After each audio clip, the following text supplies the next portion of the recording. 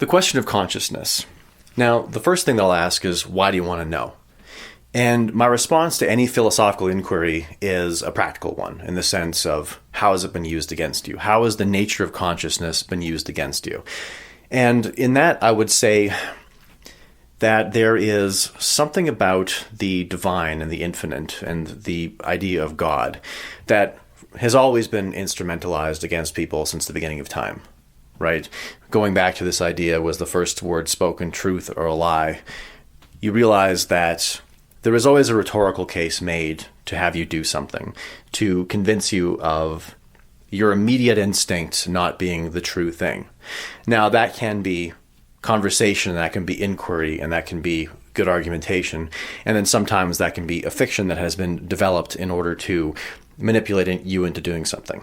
And really, the whole point of thought and psychiatry and ethics and morality is this conversation between a rational case that you are not necessarily acquainted with that changes your mind and changes your behavior.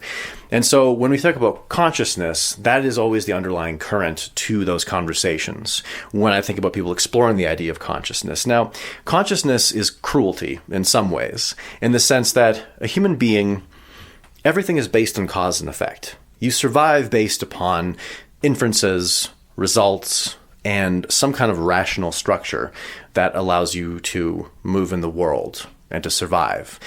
If you want to eat, you have to engage your rational faculties to kill. You have to engage your rational faculties to gather, to measure and have an awareness of what's going on with your body. Are you exhausted? Are you tired? Are you cold? Technology is based upon all these rational faculties, and there's no doubt that it has allowed us to survive. Thriving is a different story, but it has allowed us to survive fairly well.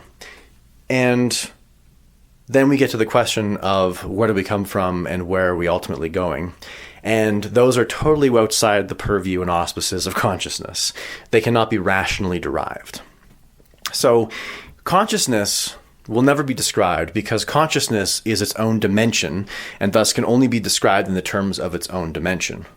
So think about the best way to start thinking about dimensions is to think about time and space, the things that we're familiar with. So we are actually beings in 3 dimensions. If you can imagine there is a being in 2 dimensions, let's say sort of like an ant walking on a Mobius strip. And let's just say that the lighting is very even, so it has no sense of perspective that it can derive from light and shadow. As far as that ant or 2-dimensional point being is concerned, its entire reality is a sort of flat strip in front of it. And because it doesn't have this hyper-realistic metacognition of where it actually is, it doesn't actually see the toroid. So you can think of this little ant Copernicus trying to convince everybody that the universe is actually a toroid, that they're walking like this Mobius strip.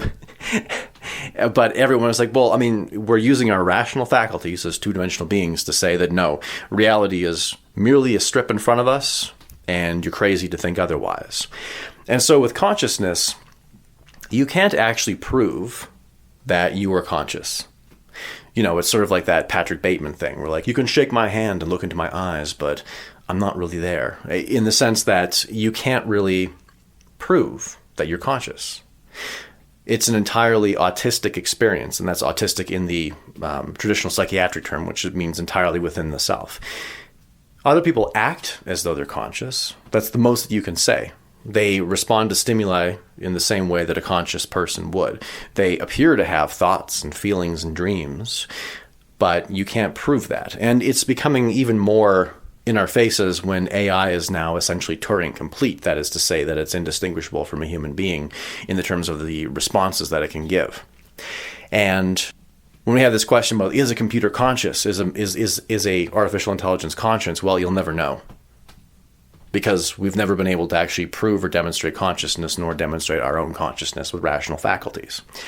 So when we get to the question of the divine, well, another example would be if you're a 2-dimensional being and a sphere passes through your existence, what you see are a series of concentric circles, segments. and all that you can say is that the circles are small, and then they get larger, and then they get small again.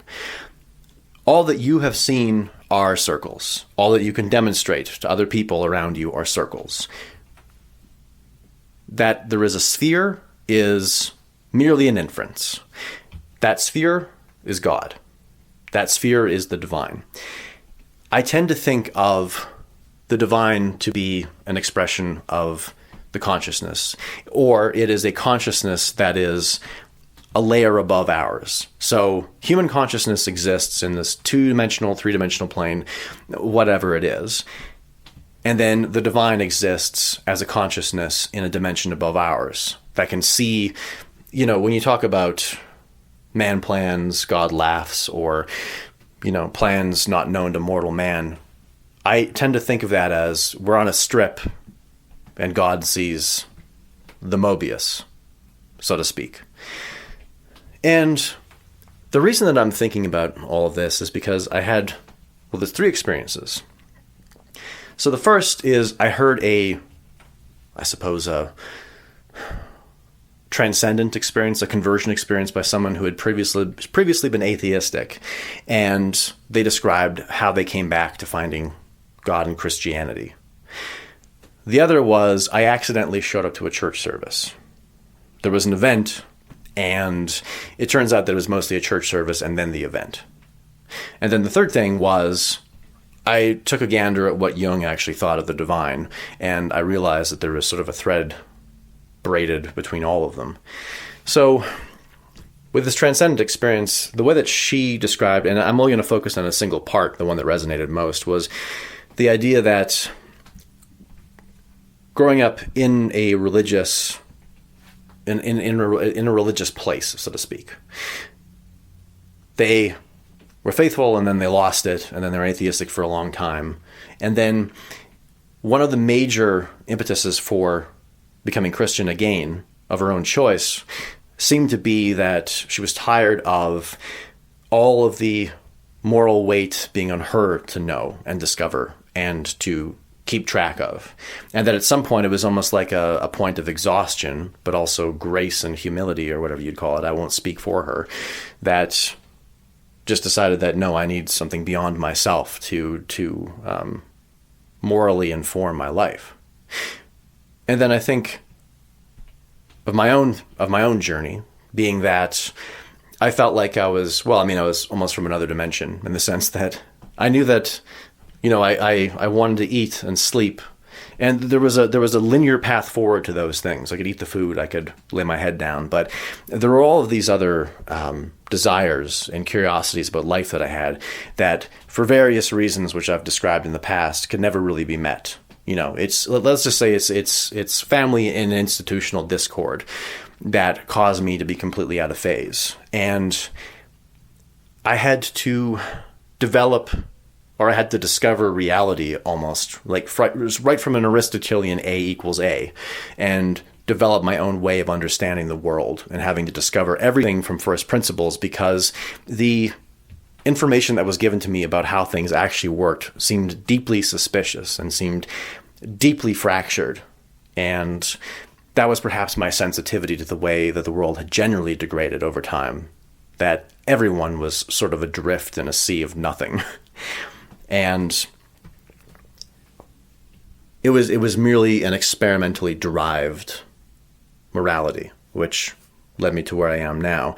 And then I think about Carl Jung, and so his father was a failed pastor, a Swiss reformist. And as Carl describes his father, he went through all the motions, but he clearly didn't believe.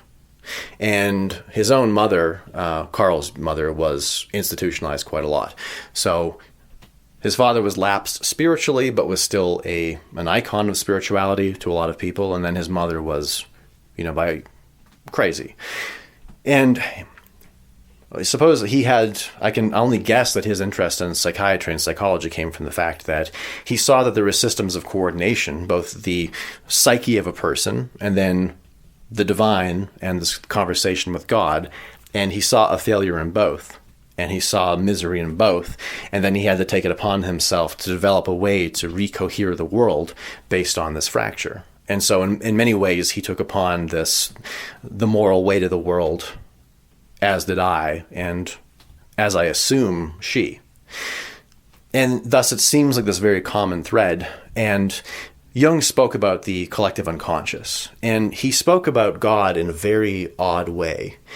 Now, I talked about the dimensionality because there is this sort of circuitous way that intellectuals speak about God, even when it's honest, because they're men of science and men of direct observation, and they simply admit, they don't say that God doesn't exist because they can't describe him, they can't measure him, they can't prove him. They don't say that. It is more this idea that, well, God is simply outside of rational faculties and thus can never be described in a way that is satisfactory to the scientific method. But he still admits, and Jung admits, that yes, God is real. I just can't tell you exactly how real he is and what real even means. And I don't believe that's them being evasive. I believe that is a matter of humility. I know when people are being evasive. You know when people are being evasive. And it doesn't appear to me like that. I mean, with Jung, it's so for me, I'm always very insistent on sort of right relation between consciousnesses, that being yourself and your own psyche, and then your relationships, and then your groups and your workplaces and your family, and then all the way up to the polis. Right relation is all about respecting the rights that everyone has, the rights that everyone can have. It has to be consistent. Human rights applies to human beings. Thus, all negative rights exist for all people. And then in relationships, it's the same thing, where you're not meant to overwrite someone else. It's this third thing between you. And then Jung seems to describe God as a relationship. And he has this book about Job. And the thesis of it essentially is that, so the story of Job, for those that aren't familiar, is basically a guy that was righteous, did everything right by God, and was punished severely for it. Satan was allowed to torment him. And he would just constantly ask, yeah, no, but why me? Why am I suffering? And Jung had this idea of God, or Yahweh, like the Old Testament God, being sort of like a tribal chieftain that was capricious and angry and jealous and all of these things that seemed to come across as an unintegrated psyche, as would in a person. And this idea that omniscience had made this God unable to understand human suffering. So it's almost like Job was tormented not as a willful thing, but as almost as an article of ignorance. And so Jung talks about the emergence of Christ as God attempting to understand human suffering. Now, everything in your life that you haven't encountered yet is your parents, because it stands to reason that you don't have any innate organ to sense the world and unconsciousness and the divine and everything. You're a kid and you're in your family and they teach you everything, and that's your first introduction to relationships between any people. And so one of the reasons that I think people become atheists really has to do with this idea of feeling that God is there to betray you in the same way that parents and institutions have. And I think that there's a very close correlation between people with sort of tumultuous upbringings and failed parental models and failed parents, and viewing God and the divine and the infinite to be just as capricious and failure prone as your familial relationships. And so what are your options at that point? Well, you can reject God as being capricious and evil and then become a Satanist or something. You can begin to reject institutional religion, that is anything that is not just self-informed. So you reject church because the followers are both complicit in your suffering, but potentially brainwashed. Or you can simply not even wrestle with the idea of God and just say, no, everything is completely rational, and what is before me, and what I see is what I get, and that's what is. And that seems to be a consequence of parental failure and institutional failure. And when people come back to God is usually seemingly after adolescence, where they're out in the real world and they begin to trust in their own faculties. And they begin to see that there is something to the world that cannot be observed. And that is my experience with it. And that is why, despite, I mean, you know, I had like a very clean slate, so to speak. So, you know, there was a Lutheran Bible in my house. I'm half German. My parents just sort of regarded institutional religion as, they viewed it with suspicion. But they were neither here nor there when it came to religion. No instruction whatsoever. It just, not even any discussion about it. And I mean, my first experience with God was on a playground where there's like the soccer field in my elementary school adjacent to a playground. And the first time that I'd met this girl, she just comes out of nowhere and she extends a hand and a finger towards me and said, "You're going to hell." And that was my first experience with organized religion. That is the first, that is the first intrusion into my life. And I mean, I suppose, you know, if you want to talk about institutional failure, I mean, here I am forced to go to school and, you know, including all of the bullying and the involuntary servitude. Now I've got somebody that I never would have met otherwise pointing a finger at me and telling me that I'm punished by eternal damnation for, she just had a vibe. There's a vibe that I gave off, apparently. And, you know, I became atheistic. And I think that was this common experience of institutional failure manifesting as a non-belief in the divine and the infinite.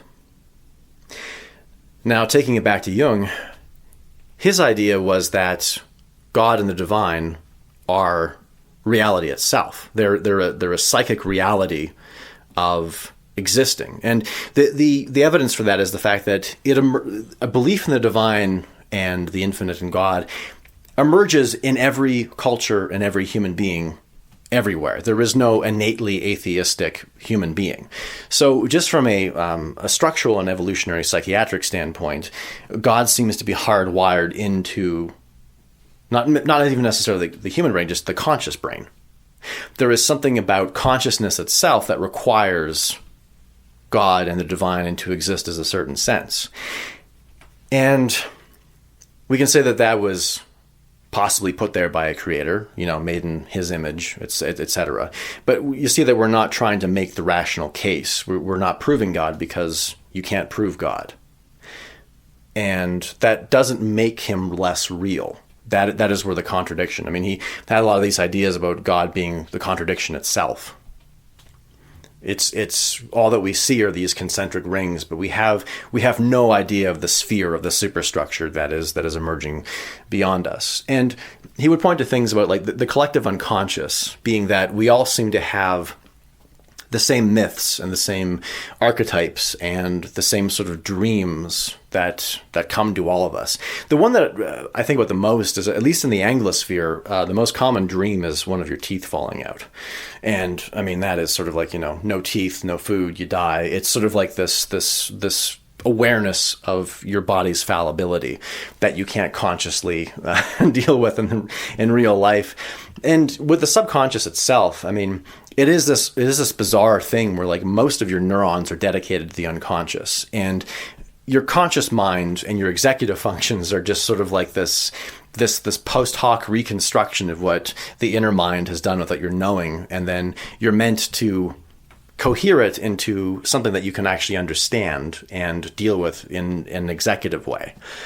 And the unconscious is tremendously powerful, and there's this idea of synchronicity and the way that you tend to make all these micro decisions towards something.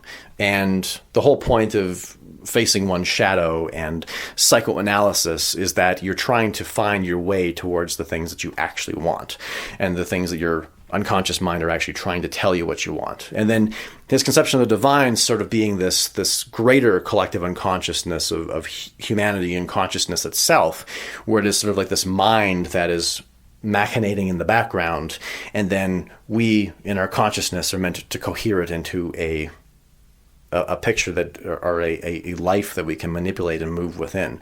And it is just this relationship of mystery and reading tea leaves and reading signs. It is epistemologically ineffable, but is still tremendously important. And, Jung had a lot of really good insights that inform everything real today. But this is his feeling about God. And, I think about the church experiences that I have. And, so I went once with a girlfriend, and it's important to mention that we were already pretty deep into a relationship, and this wasn't me trying to edge in on her life or to impress her in some way. The way that I feel about it now is more that she had a very tense relationship with the church, and it almost seemed like she was trying to introduce me to it in the sense that, like, this is something that's had a tremendous effect on my life, and there is sort of this test, like, please don't disrespect it, but please don't become part of it and be instrumentalized against me. So we just went. And the first thing that I remember was the pastor had said that he gave this argument that, yes, the Bible is true because it can be equally divided into two parts. And even she, as devout as she was, I was quite respectful, as, I'm a polite boy. I was raised correctly in that regard. And but she leans over to me and she just is like, that's bullshit, right? And it was a fairly standard service, and I didn't really feel anything. I mean, I'm told by Catholics that, like, no, this going to church and, like, feeling God, that's not the way that it's supposed to work. You're there to do a job, I guess. They can't speak for all Catholics. Maybe somebody can explain this to me. But anyway, when I'm in the church, like, what I'm always looking at is the workmanship on the pews and the altar and the carpets, and just thinking the fact, like, it's all volunteer labor. So what I'm looking at is sort of like, this is not like a paid for exchange. This is like a labor of love, but also a labor of devotion. And maybe sometimes it's resentful, and, and then I'm always just daydreaming about the weddings and funerals and, like, what people looked like ages ago. And, I'm thinking of that line in the Screw Tape Letters where, the patient, the person that Satan is trying to convert to his side, would say, to these demons, like, make sure that you make the guy in church focus on, like, the double chins and the squeaky shoes of the people around him, and make him associate that with God and worship, and make him detest it on aesthetic grounds, and, all these kind of things. And I'm trying to think, even back then, it's like, does a pastor really believe what he's saying? And also, like, this man is meant to cohere people's confrontations with death and life, and trying to explain these ineffable things, these unexplainable things. And, I think about this George Carlin line when he would talk about where the honest Catholic priests, they would be asked a very hard question, would just say, well, it's a mystery, really. And that's what I'm thinking. So, I suppose I'm feeling that in church. I mean, at this recent church service, they were singing hymns, and it was like that scene in Spinal Tap where they're all trying to harmonize to Heartbreak Hotel when they're standing in front of Elvis's grave, not really understanding. Because the whole time I was just trying to sing correctly and harmonize the people around me. And I know that hymns get to me, but, there's a song by, ironically, Blind Willie Johnson, where he would say, It's called Nobody's Fault But Mine, and the way that it goes is like, my father, he taught me how to read. My mother, she taught me how to read. My sister taught me how to read. But if I don't read, my soul be lost. Ain't nobody's fault but mine. Ain't nobody's fault but mine. That's the hymn that I remember. People can tell you everything that you want, but it ultimately is a journey of yourself. And so when I'm thinking about, atheistic people coming over to Christianity, there's a few things that I'll start with. We'll talk about the abortion thing. And God, how do you even talk about that, really? I would say to people that can't talk about it, just find your place in it. Not everyone has to be the expert. Not everyone has to be the person that has the answers to everything. Just try to find one thing that you have agency over and deal with that and do the best you can. Now, I think that ultimately it comes down to, I think that all are punished. I think that both sides have their problems and they're not meeting each other correctly. There's an honesty that's not there. And I would say that the first thing is that everyone needs to admit that babies are the most important thing in the universe. Because, when we talk about relationships and we talk about the third thing and we talk about consciousness itself, well, so I've talked before about how, the universe can be great with all of its nebula and its comets and just the expansiveness of it. And, but ultimately it comes down to the fact that that's all just benign, empty nothingness that maybe has an impressive structure. But at the end of the day, it's just matter that has sort of found its way there since the Big Bang. Nothing is really, it's really nothingness. But a human being and a consciousness is the universe perceiving itself. It is perhaps even God perceiving himself in some way. And we don't understand consciousness. We can't prove consciousness. But at the same time, through a very simple process, we can create consciousness. Consciousness is the most important thing in the universe because the universe does not exist without an observer. And so this is observance of the universe created by you. And it is a process that you don't even understand. I mean, one could even say that, this Jung's idea of God being that he doesn't fully understand his own creation. Here we are, not fully understanding our creation.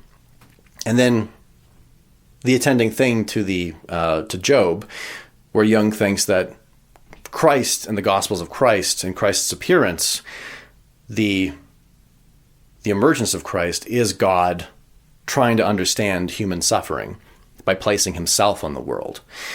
And then we think about creating life itself, and the relationship that you have with your children is essentially you're relatively omniscient, but at some point you, the sort of God of this child, until a certain point, has to be able to listen and has to be able to understand their own experience. And you really have to try with great difficulty to understand what it's like to be that age. And when we talk about abortion and this idea that, after fertilization, it's not really a human being, and you can make this sort of materialistic argument that it is not a human being. That's not the real debate, because ultimately it comes down to the fact that every human being, every alive and conscious human being, really, if you start getting into this materialistic view of people, you can say you can reduce people down to biochemical processes. And it's just a collection of atoms that are integrating and interacting in a certain way. There is no moral or ethical weight to human beings as such. It's, we can always just decide if they're not existing at the pleasure of the state or the pleasure of the system or the pleasure of your desires, they can be overwritten and taken down. And so I think that, and also people are not, no one has these debates without abortion. No one is really thinking about the nature of, what man is and where does it emerge and how does it emerge in a practical way. It really comes down to the fact that it's like this proxy debate that people are having, where they are trying to justify a certain thing. There's a certain decision that they feel bad about that they're trying to justify. And, to the other side, yes, we'll so imagine you keep all the children. Well, I mean, now we run into this issue where, first of all, children are not really respected. And they're often completely overwritten by their parents. And, now that the child is alive, now you've got an attending responsibility to keep that reverence that you had for them at this very early and vulnerable stage. And now you actually have to continue that into life. There's this, it almost feels like people really like children until they start talking back, until they start individuating. Because, an infant is also just endless potential, but people like that potential because it hasn't challenged them yet. It hasn't caused them to have a reckoning with themselves. Because there is something about when I haven't had children myself, and I should point that out, but when I hear stories of people having kids and then them realizing that this is no longer about me, there's an ego death at the emergence of the kid. And that kind of responsibility is terrifying. And there's also this thing too about how, a lot of the reason that we can talk about antinatalism and sterilization, and then we can talk about abortion. a lot of it does seem to be this unconscious admission or this unconscious consequence of women just not feeling properly revered and not feeling properly safe. And they're faced with the idea of having children in a world where they will be taken advantage of, and they will be overwritten, and they will be instrumentalized just like they were when they were children. And so it's this massive psychiatric problem that we can't really face. Because, when we talk about what if we talk about all these exigent circumstances where, it's endangering the mother, yada, yada, yada. Like, it's not to trivialize those things, but like most that occur are just sort of a form of birth control, or they're a matter of irresponsibility, or they're a matter of financial and support conditions not being met, and so it's a utilitarian concern. I think about the Soviet Union, where they didn't necessarily have birth control, and it was very expensive, and pharmaceuticals were hard to get, but they had all these surgical apparatus, thus abortion became their birth control method. And it's also was a specifically godless country and environment. And so when people are really supportive of the practice, you would say that you have to have some empathy and try to have some understanding. It's like, why do people hate babies so much? In one way, well, it's because they're a reckoning. And why are we having so much trouble convincing people not to have abortions? Well, it's because our argument is not meeting the actual fear, and is not meeting the actual pressure behind the practice, the antinatalism in general. You can't have earthly laws that convince people to do the right thing, right? Because ultimately, what are the earthly laws? It's a government that taxes you and enslaves you in many regards, doesn't recognize you as a person, clearly has no incentive to do right by you, and people have a strong natural distrust of it. Even if you try to enforce morality through courts, that's not courts do not exist because they need to exist. They exist because people have this heart of justice that they want to see in the world. The courts do not make morality. They do not make right and wrong. It's some guy in his wizard robes and powdered wig is not what makes you moral. There's something more to it. And, when we talk about the instrumentalization of children, like, here's a really good example that I can think of. So, Greta. So, she's actually my first experience with going out into the world and realizing that normal people don't necessarily care about the same things that everybody online is really up in arms about. They didn't know who she was, and when I described her, she's like, "Well, yeah, but why is everybody hating on a 13-year-old girl? Like, it's obviously not her idea." And that's a fair point. And it's this thing about. First of all, she's 21, so can we really say that she's a youth advocate at this point? But also the fact that when she was, I forget when she started, like 13 or 14 or something, she was, both of her parents are professional activists.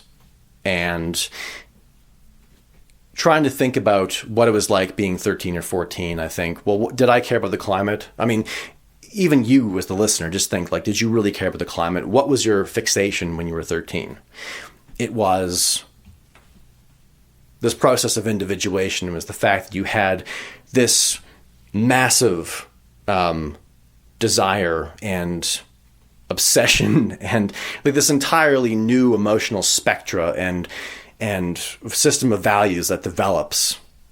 That is the thing that preoccupied me most. It was relationships in the world around me and trying to find my happiness. I could not even care less about the world around me.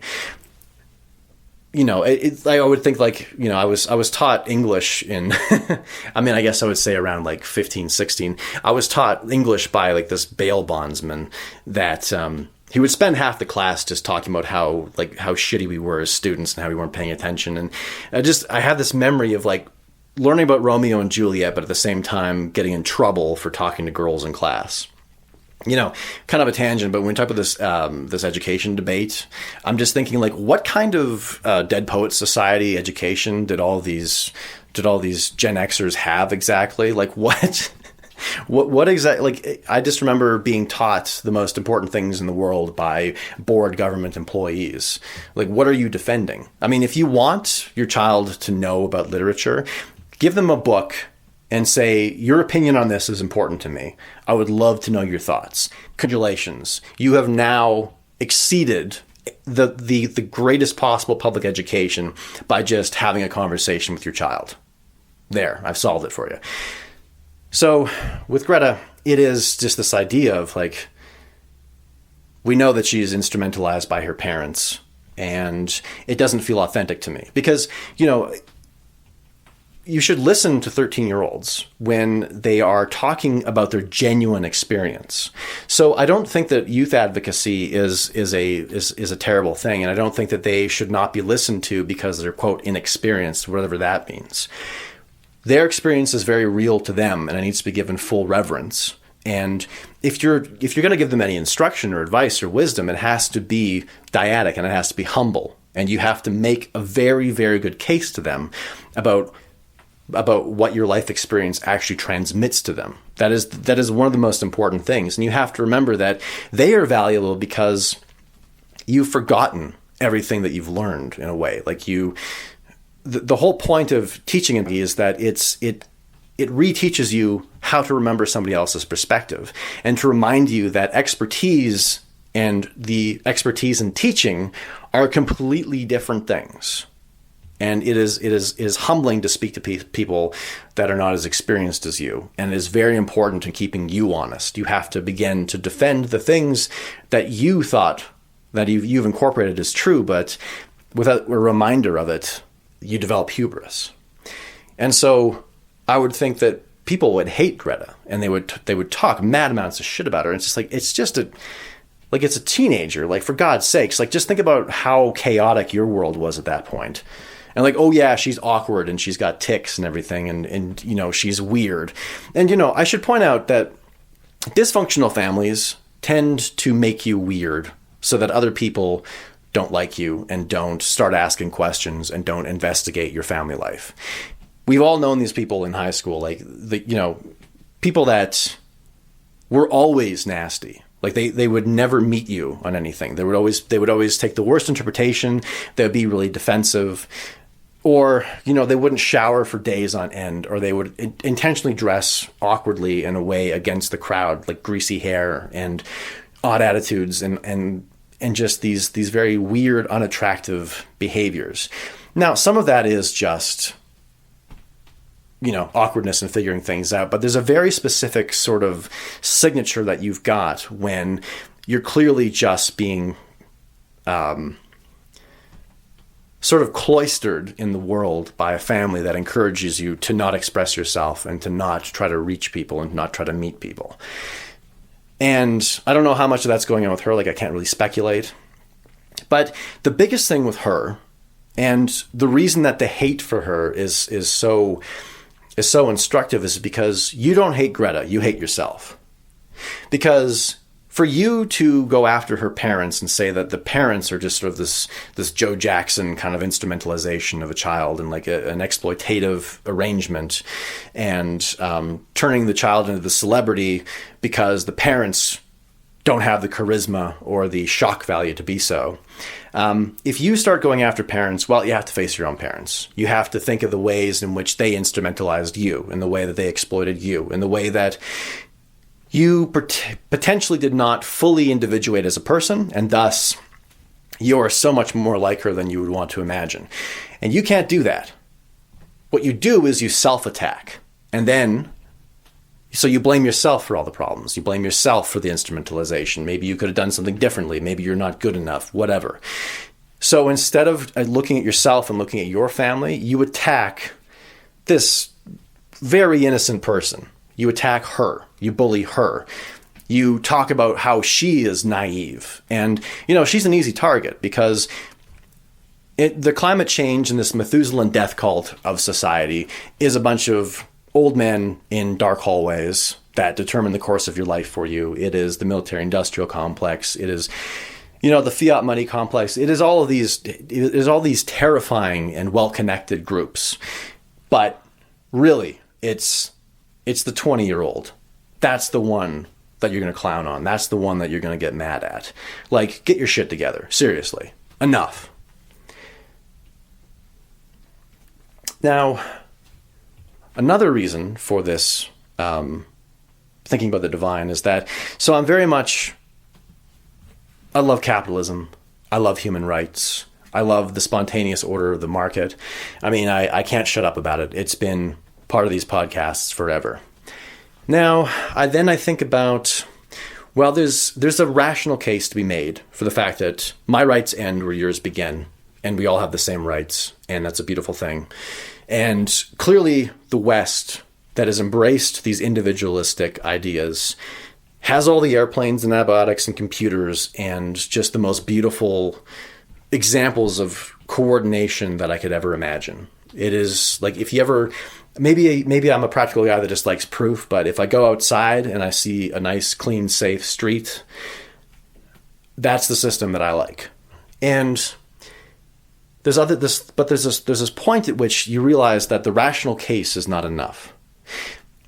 There's this concept in economics called time preference. And essentially, low time preference is when you don't need things in the immediate, and that you don't consume things in the immediate and you invest in the future. So this is the idea of not spending all your money and blowing it on drugs and entertainment and food and getting fat and, all these things, and saving up for a house and saving up for projects and things that feel better over time and are more solid.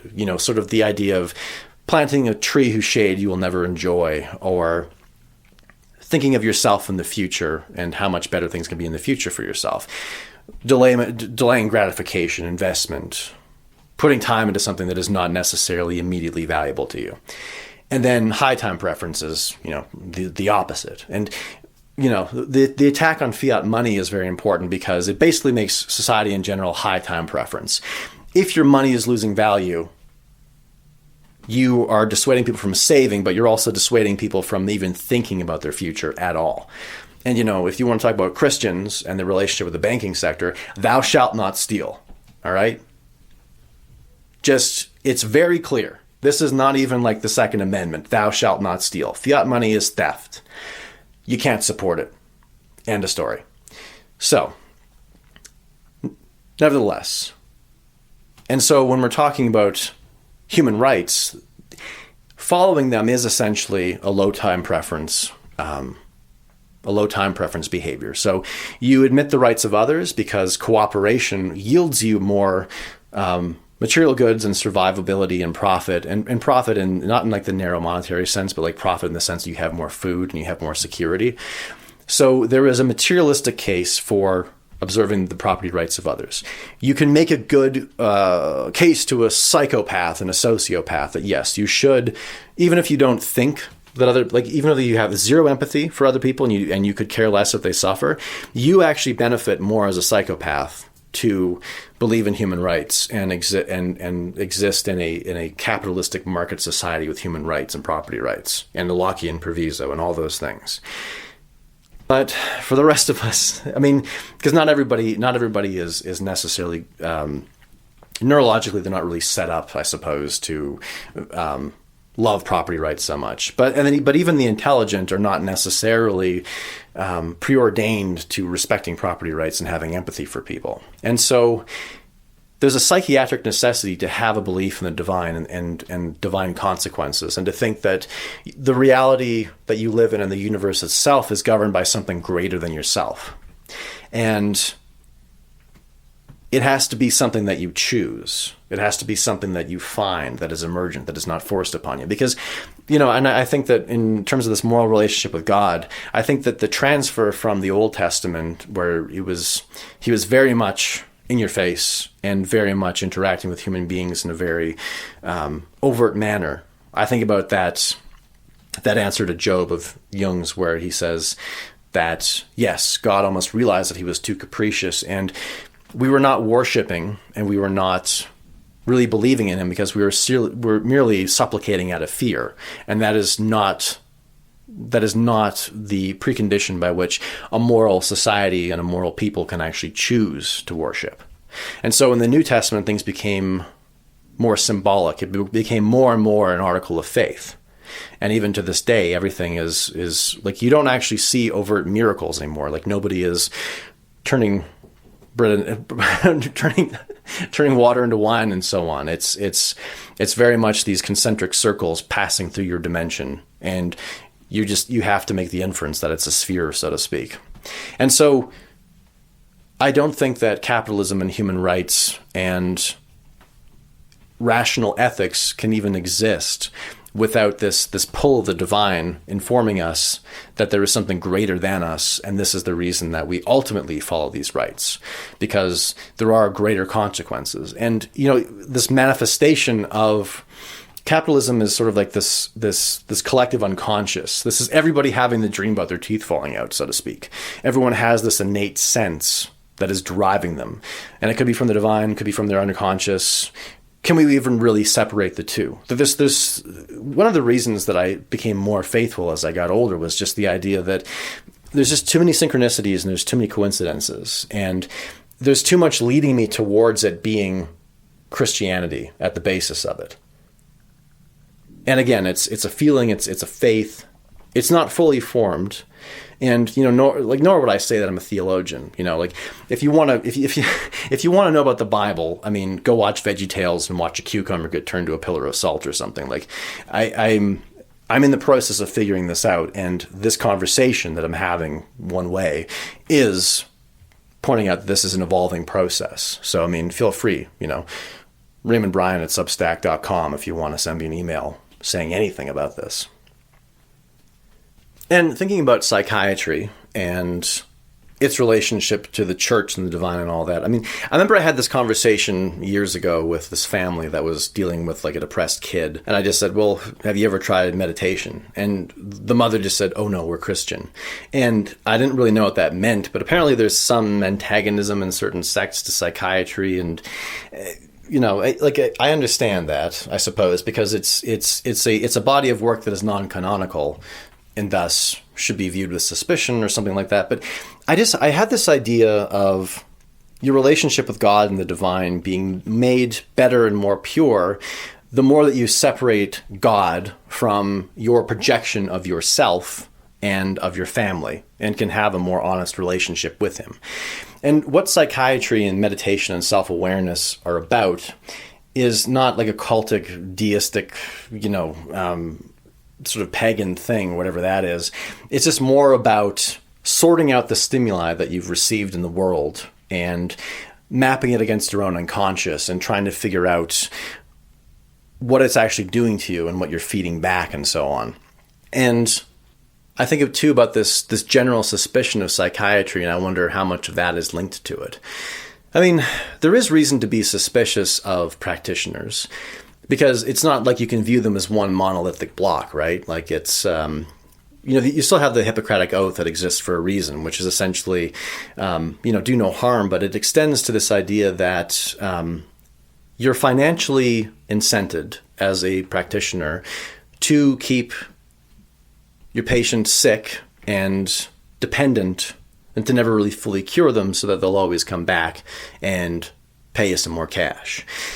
And that's true, and you should consider that. Like, it is a smart insight to look into the incentives of other people and to not trust them blindly. However, one has to wonder how much of how you view psychiatry is a view of maybe your parents, because they were the first people tasked with showing you how to sort your thoughts out.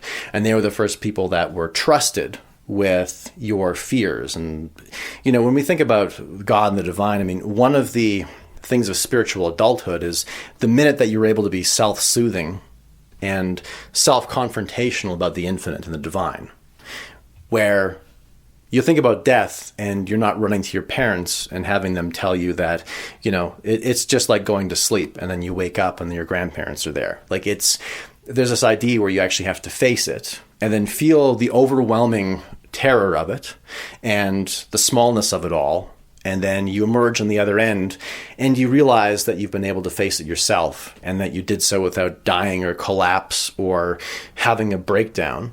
You face the infinite and you're better for it. And you have more courage towards deeper thoughts and deeper relationships and so on. And so the suspicion of psychiatry would then, as a general tact, a lot of the suspicion may come from the fact that if your parents didn't treat their charge for you, that they didn't treat their responsibility for you the best way that they could, well, everything that you haven't encountered is your parents. Ergo, your suspicion of psychiatry may be because you feel that your parents kept you intentionally weak so that you'd always return to them, so that you'd always be dependent on them. And how true that is for you to decide. But whenever you're suspicious of therapy and psychiatry in general, try to remember that you've always got that unconscious bias in the back of your head. And, I'd say finally, there was one point that I missed about antinatalism was that, we have to, as a matter of survival and evolutionary psychiatry, we can't really hold our parents accountable. And the reason that we can't is because traditionally, holding your parents accountable means that you would die or be excluded from the tribe, or that you would be punished, or that you would be denied food because you weren't cooperating. Like, there's these very ingrained circuits in our brains that say, do not go against your parents. But at the same time, we're also required to differentiate ourselves from them, to become our own people, to not just be an extension and an appendage of our parents. So it's this really terrible thing where holding your parents accountable, and not punishing them, but just holding them accountable in the sense that you realize that you're your own person now and you can do whatever you want and it's up to you. That's a very difficult process, and to know your own rights and so on. And so when people think about having children, they think about, well, the only psychiatrically non-threatening premise is the fact that my parents weren't mean to me. It's just, or if they were mean to me, it wasn't because it was a deficiency with them, it was a problem with me. I drove my parents insane. I made my parents tyrannical. And then you think, well, if I have a child, then I will become tyrannical and I will repeat that issue. And even if I have a relationship, I will become tyrannical and I will repeat what has been done to me. And that seems to be the heart of antinatalism and the abortion debate and on one side. Like, why is it that people are so terrified of children and having families? And this is one part of the puzzle. And so bringing it back to capitalism and all this, so what is Marxism really? Marxism is resentment on a wide scale. So one of the reasons that Christianity is so stabilizing is because if you're a poor person, if you haven't had the same lot in life as somebody that's more successful, under communism, you tend to believe, this is literally like the Marxist idea that property is theft. So if somebody has a lot of property, they've engaged in a lot of theft. It's inherently zero sum. Somebody can only become successful if they've damaged or stolen from you in some regard. And so Marxism teaches this resentment towards everyone. And the upper class resents the lower classes because Marxism weaponizes the lower classes against the upper classes, and even the concept of class is Marxism. And so it's just this massive sort of game of hungry hippos where everyone is faced off against each other. It is this terrible anti-human thing. Now, what Christianity would say is to the poor, it's just like God's will. You're poor because that's just the way that it's got to be. And that is this respect for the spontaneous order and the fact that a voluntary relationship and a voluntary society and a liberal society will have winners and losers. But to not even think of them as winners and losers, just people who have done their best and they've ended up where they are. And that's fine. And you're meant to tolerate that ambiguity because that's God's will, so to speak. But the wealthy are also given this moral impunction to say, well, no, but if you need to show gratitude for all of your riches and all of your success by giving it back in terms of charity. And so the rich don't resent the poor, and the poor don't resent the rich. And, when we talk about charity, I mean, just remember that before universal health care, every hospital was named Our Mother of something, okay? Like, the most consistent voluntary show of care was Christian organizations. And, you can say what you can you can conflate the barbarism, I suppose, of the medical system at the time and associate that with the Christian churches and the Christian hospitals and so on. But that's not really a fair assessment. The whole point here is that undergirding capitalism and undergirding freedom and undergirding rights is this belief in a higher power. And it is this admission that the Christian way of doing things seems to be the most correct and the most preserving of human dignity. I mean, that I can't deny. As an outside observer, I mean, not so much outside any longer, but it's just all the evidence really seems to point out that this is the thing that is keeping it all together. And we run into this issue again where it's just like, you can't prove it. You can only sort of read the signs and operate on an article of faith. And thus, faith is kind of the root of everything.